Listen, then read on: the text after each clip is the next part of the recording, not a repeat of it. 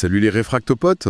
Bonjour à tous nos réfractopotes et bienvenue sur la caverne du réfracteur. Aujourd'hui, on plonge dans un sujet fondamental de la préparation.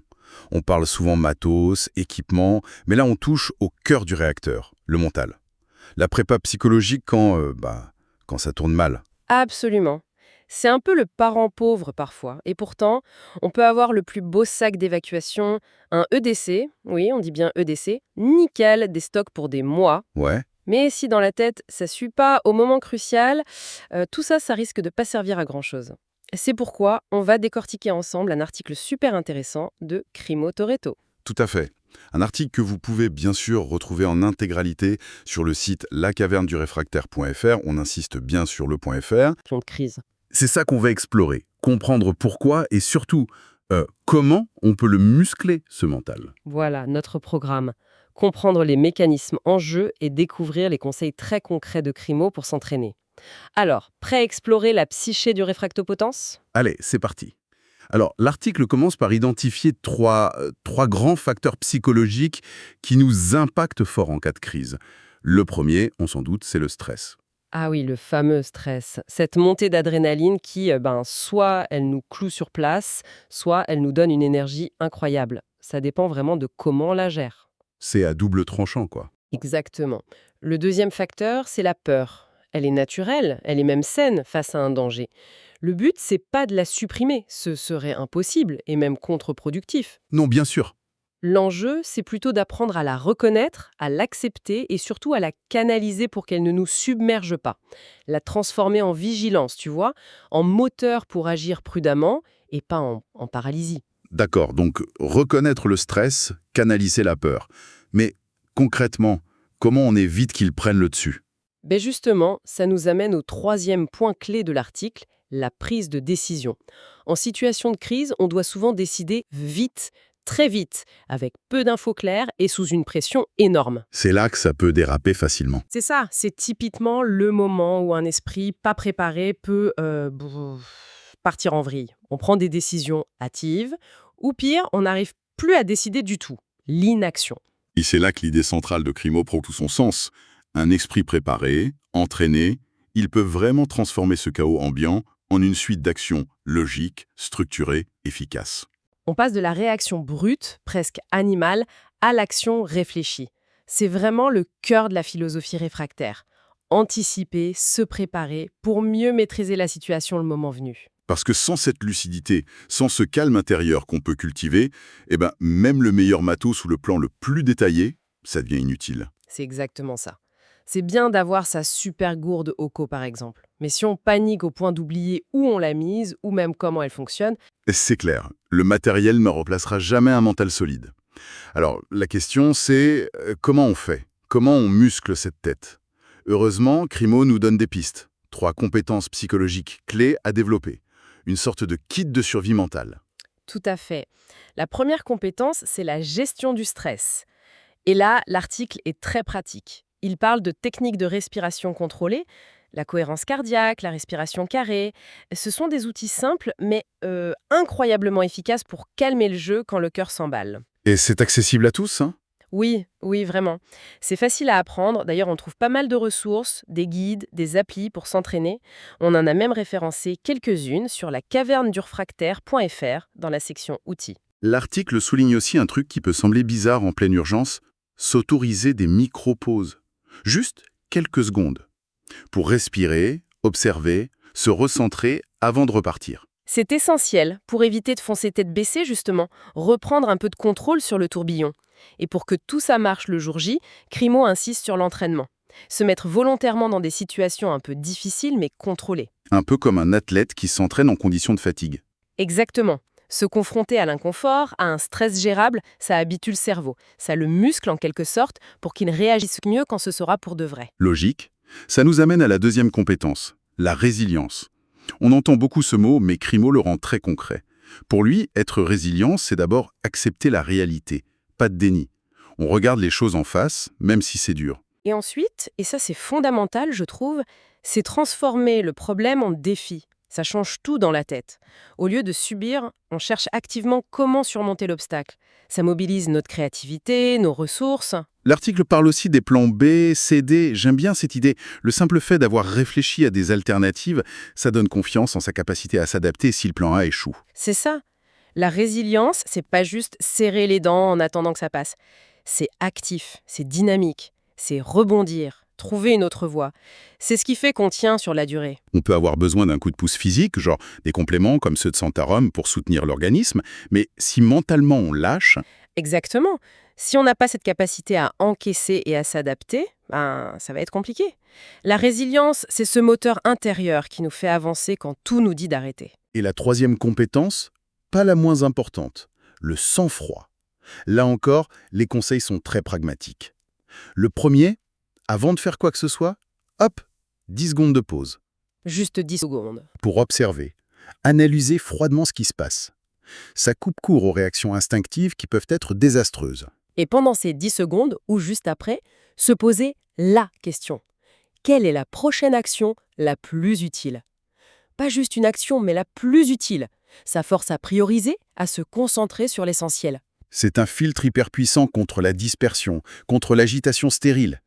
Et puis, il y a la règle d'or absolue. Ne jamais céder à la panique collective. Jamais. On sait comme la peur peut être contagieuse dans un groupe. Exactement. Rester calme quand tout le monde s'affole, c'est vital pour soi. Mais ça peut aussi avoir un effet stabilisateur incroyable sur les autres. Créer un îlot de calme. Ce qui est bien, c'est que Crimo ne s'arrête pas à la théorie. Il propose des exercices concrets pour développer tout ça. Des trucs que chaque réfractopote peut faire. Oui, et c'est là que ça devient vraiment pratique pour tout le monde. Il suggère par exemple de s'exposer volontairement à un peu d'inconfort, mais de manière contrôlée. Genre une rando un peu plus longue que d'habitude, une nuit dehors avec moins de confort. Ah, C'est ça. Sortir de sa zone de confort habituelle, mais dans un cadre où on reste en sécurité.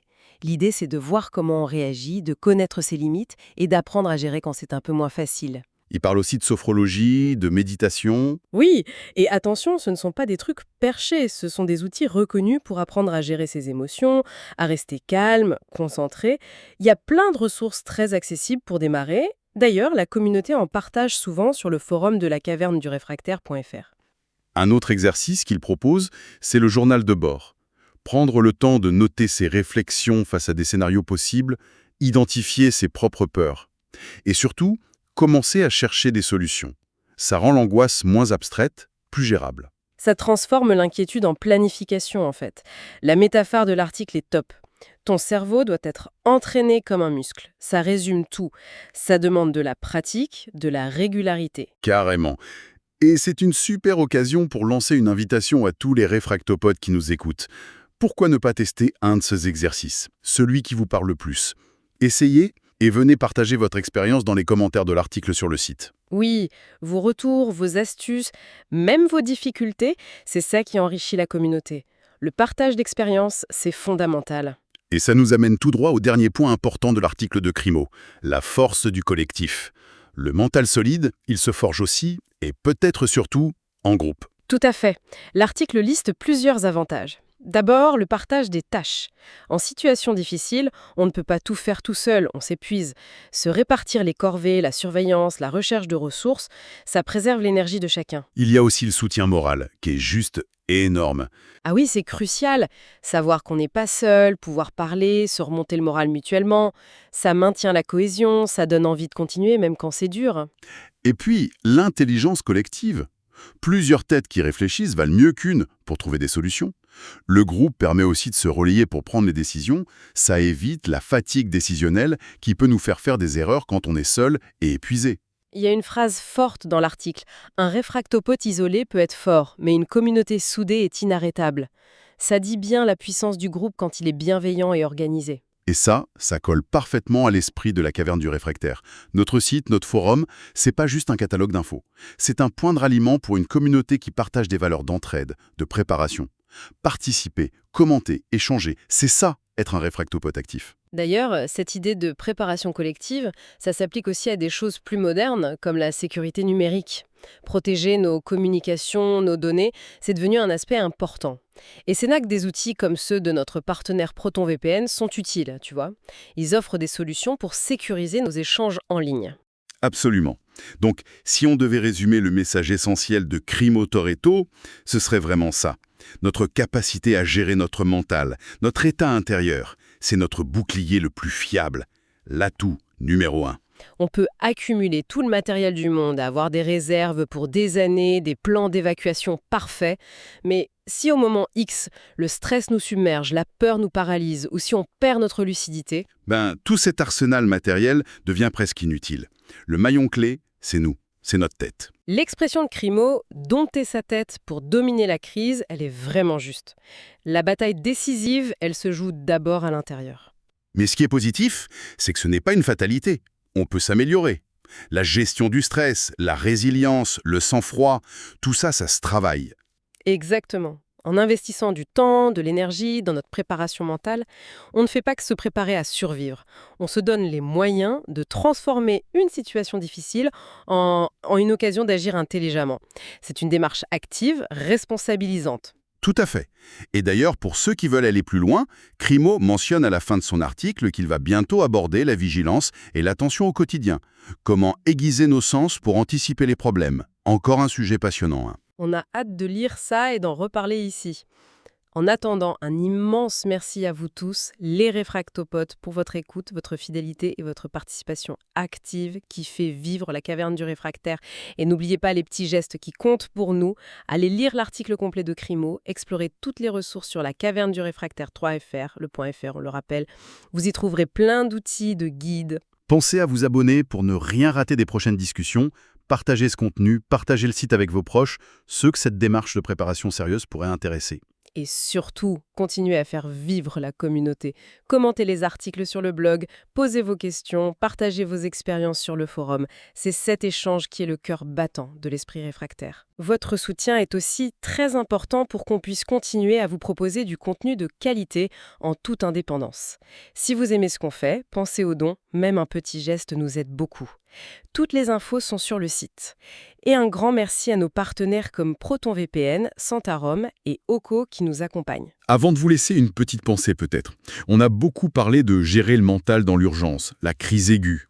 Mais quid de l'endurance psychologique sur le très long terme, face à une situation qui dure, qui s'installe?